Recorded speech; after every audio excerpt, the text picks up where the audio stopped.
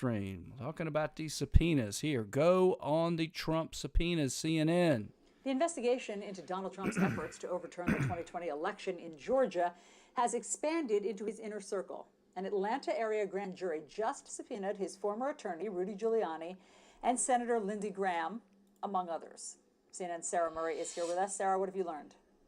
Well, look, this is a new round of subpoenas coming for this Atlanta area grand jury, which is investigating whether Donald Trump or any of his allies committed crimes in their efforts to overturn the 2020 election. So it's getting closer to Trump's inner circle. Like you said, these are subpoenas. They're closing in, folks. Closing in, as per usual. To former Trump attorney Rudy Giuliani, as well as South Carolina Senator Lindsey Graham. All right, folks, that's enough of the talking heads. You don't need to hear from them. You need to hear from me. Welcome to another live stream from the Great American Mail, the Georgia and Florida law that breaks down the issues of the day based on the Constitution, the law, and history.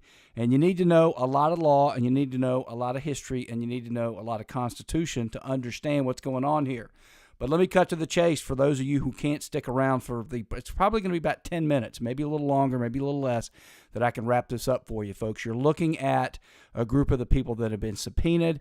If you, as I always do on the Great American Mail, we are going to pull up the actual subpoenas. Example, here's the subpoena for Rudy Giuliani. We're going to actually read the stuff that was issued today. We're going to talk about what's happening. We're going to take you back and explain to you. That's the Great American Mail. We have live streamed all January 6th committee hearings. I'll put a link in the description if you want to check out the hearing that this one's about. The fourth hearing concerned Fulton County. We did analysis while we were there. Before I get started, again, we're going to go back to explaining what's going on. You're going to know the background, the law, the facts in about 10 minutes or so. Maybe a little longer, maybe a little less. It depends. But before you do that, please subscribe.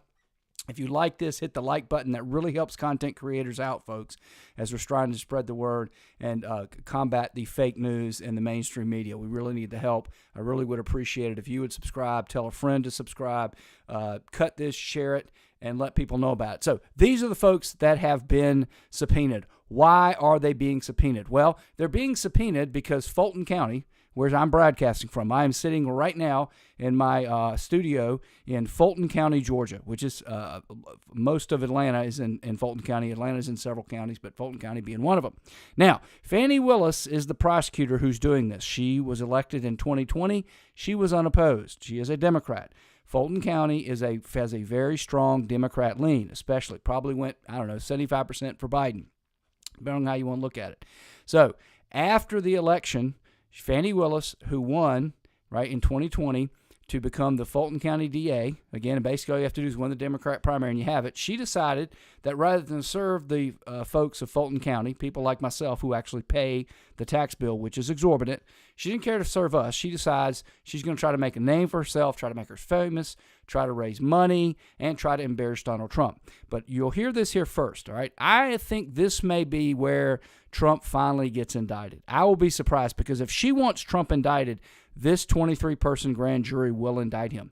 I'm not saying they should, and I'm not going to go into that on this particular live stream. But if she wants him indicted, he could get indicted. She's got very little to lose. She'll have him tried. I think the grand jury expires in March of next year, maybe January of next year. She's got to make a decision to indict him before then.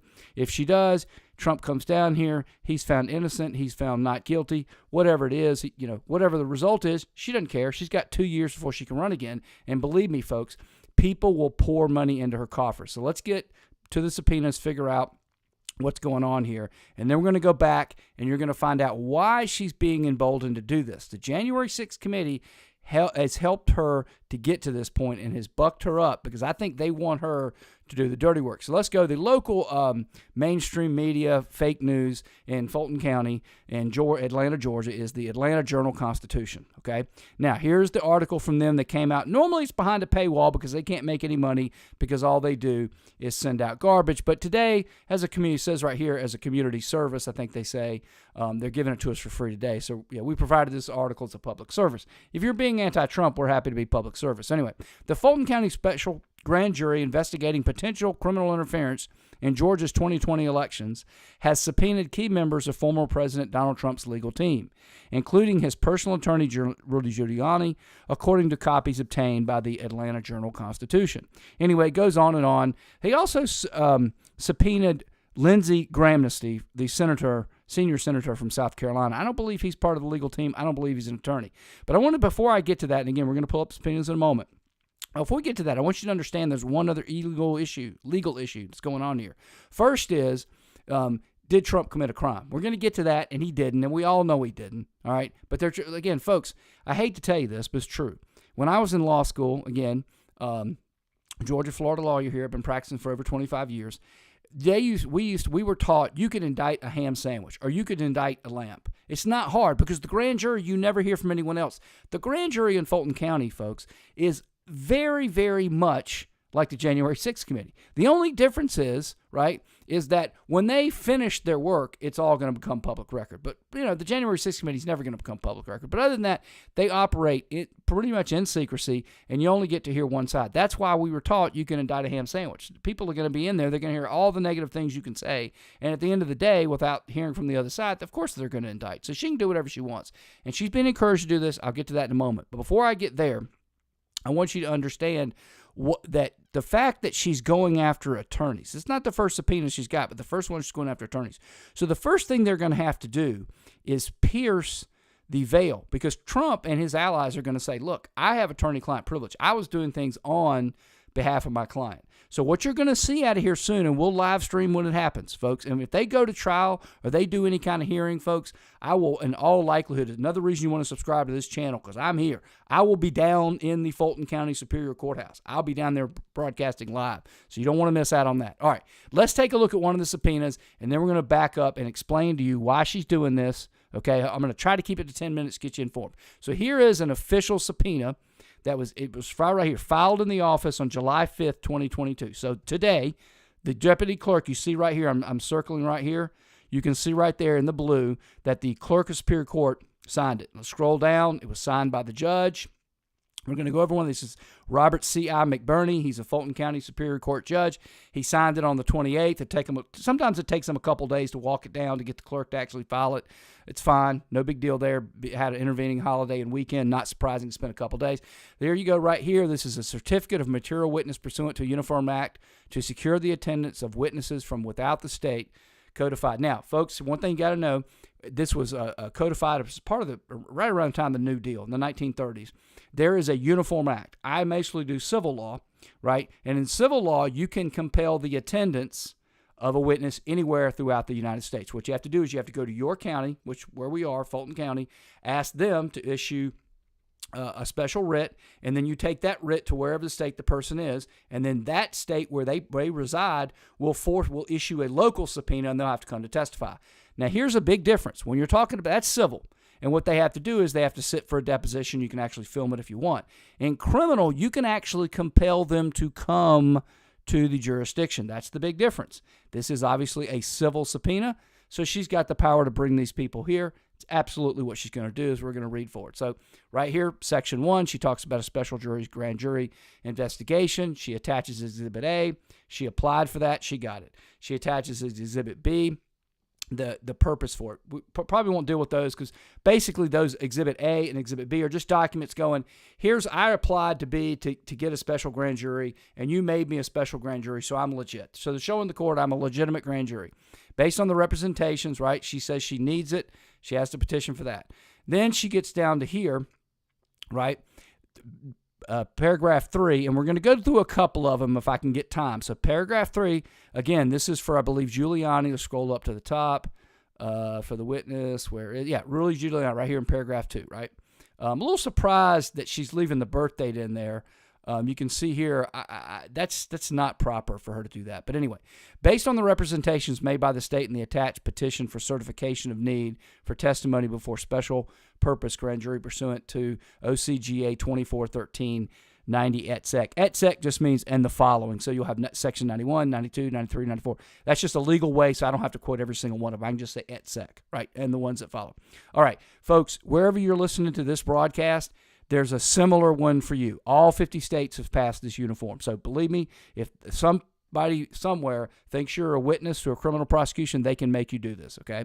Anyway, so what are they asking from Giuliani? Okay, it says right here, the court further finds the witness was both a personal attorney for former President Donald Trump and a laid attorney for the Trump campaign's legal efforts to seeking to influence the results of the November 20 election in Georgia and elsewhere. As part of those efforts, on December 3rd, the witness and other individuals known to be associated with both him and the Trump campaign appeared publicly before the Georgia State Senate and the Georgia State Capitol in Atlanta, Fulton County, Georgia. At the hearing, witness provided testimony, additional witness, and documentary evidence purporting to demonstrate conditions of fraud in multiple election counties during the administration of the 2022 election.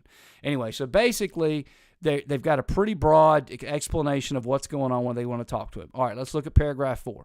Based on the representations made by the state, right, the further findings of the witness is both personal attorney and a lead attorney seeking to influence and over him is necessary material witness. So you're making the allegation he's material witness, right? The testimony of the witness will not be cumulative. I'm not really sure why you have to do that, but there's probably just a little bit of fail-safe there. The witness will be required to be in attendance and testify before the special purpose grand jury on July 12th, 2022, and continuing through the conclusion of the witness's testimony on August 31st. I wanted to get down to that so you understand. I doubt they'll probably negotiate when he's going to come down. It'll probably just be one day. But we'll keep you informed. Again, if you subscribe, we'll let you know. We'll cover that when it's revealed. I'll just tell you, I've looked at a bunch of these subpoenas. They all have the same dates in them, okay? So if I don't get to another subpoena, know that. The office in and for the state will pay all reasonable and necessary travel expenses. That is required under the statute. In order to get somebody to come here, you got to reimburse them for the travel, okay? The witness shall be given protection from arrest and civil service and criminal process, both within the state and through any other state. Basically, when you're coming to us, we're not going to arrest you. You're going to be safe. That's another thing they have to do as part of the statute, right? The state of Georgia is a participant in the reciprocal program. That basically is telling you, hey, in order for us to be able to invoke this, your state has to also be in it. All 50 states are in it, so that's boilerplate language there.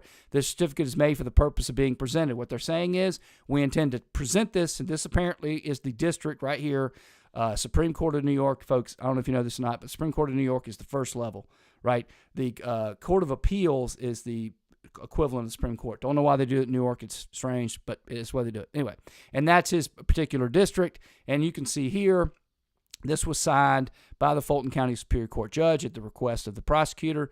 There's a subpoena. All right, let's go back to why is this happening. Here's why this is happening. Mainly all about the phone call, but also the phone call and the both Rudy Giuliani and if we go back, if I can see the John Eastman. He also both he and Giuliani came and spoke to the Georgia legislature. The Georgia legislature was very upset about the election. Lindsey also called Brad Roethlisberger. That's why he's here. And then Jenna Ellis and Cleta Mitchell, they were on the January 6th call that I'm about to play you. So let's, without further ado, this is mainly what it's about. But again, it's also about the fact that Rudy Giuliani and John Eastman testified before the legislature. Now, folks, before I get into this, we all know that when this finally ever gets up to the Supreme Court, they're going to strike all this down. This is all a political question. This is a political prosecution. There's no crime going on here. Look, what you would need for a crime is you would need somebody actually giving cash to someone to change their ruling, putting a gun to their head to change their ruling. Trying to convince you to take particular political action is not a crime, folks. But just to show you how weak it is, here's the January 6th committee. Again, there's a link in the description. We live streamed it. You can watch it yourself if you want. But as you can see, I fast forwarded it to our 2 hour, 21 minutes because I had commentary. Take a listen. Paul, this was not the first time the president was suggesting you might be criminally liable. With that, let's listen to this portion of the call. I think you're going to find that they are shredding ballots because they have to get rid of the ballots because the ballots are unsigned. The ballots are corrupt. And they're brand new and they don't have seals. And there's a whole thing with the ballots, but the ballots are corrupt. And you're going to find... So, folks, basically, if you've listened to the entire call, which I have, and basically the entire first, 15, 20 minutes or sound like this. Trump's basically going through all the different fraudulent things that he believed, in his mind, happened in Georgia. And you see here, this little testimony that Adam Shifty Schiff is letting us listen to, he's basically talking about not only they've done all these things, but they're going to try to get rid of the ballots. So you can tell he's got an innocent state of mind. He's saying, look, I want you to do this because there was fraud, and I want you to preserve the ballots and move forward. So I don't know why Schiff would play this because, frankly, it doesn't really help his position.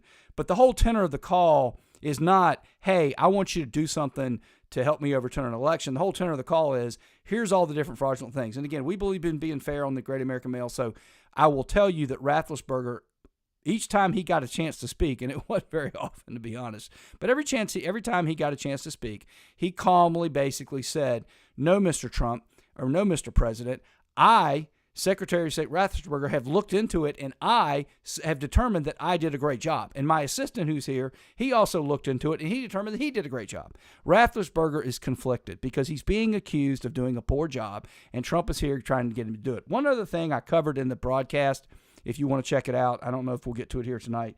Georgia was 16 votes. Trump needed 37 electoral votes to flip the election. So one of the other problems that Rafflesberger had is like, here, it's January 2nd.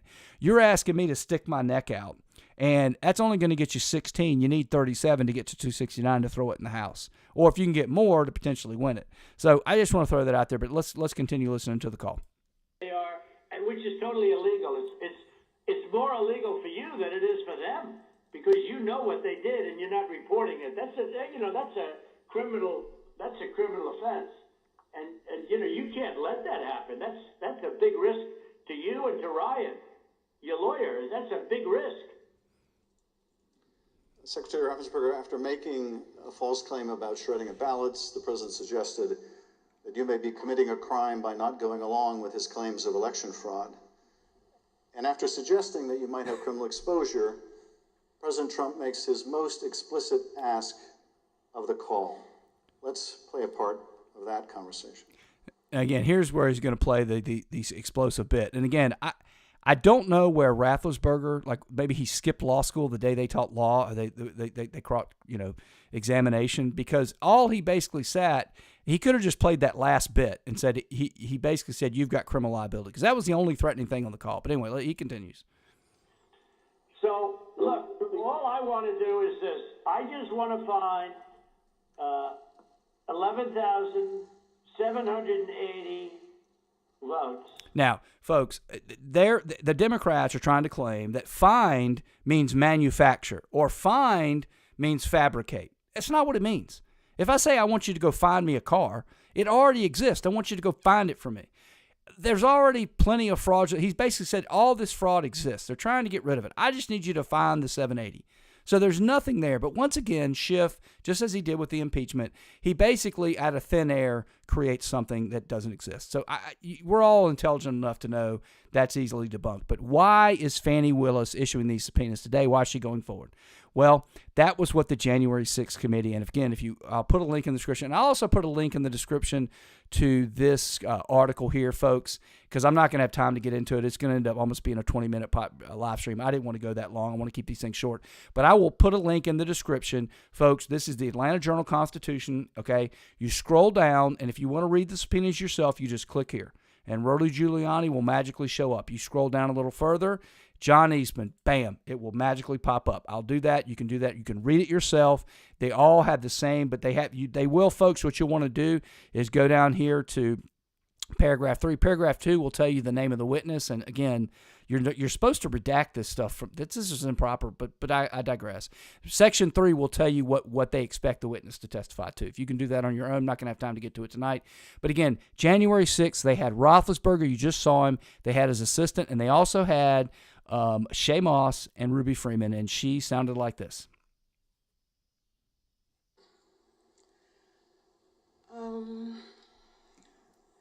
Well, I've always been told by my grandmother how important it is to vote and how. Wow. Now look, she was. You can listen to my commentary when I did it live if you want. She was actually a relatively effective witness. She was, folks. But her point, and the whole reason they were brought here, was to encourage Fulton County, to encourage Fani Willis, because the committee is not going to be able to do anything. They're going to go to Biden's DOJ.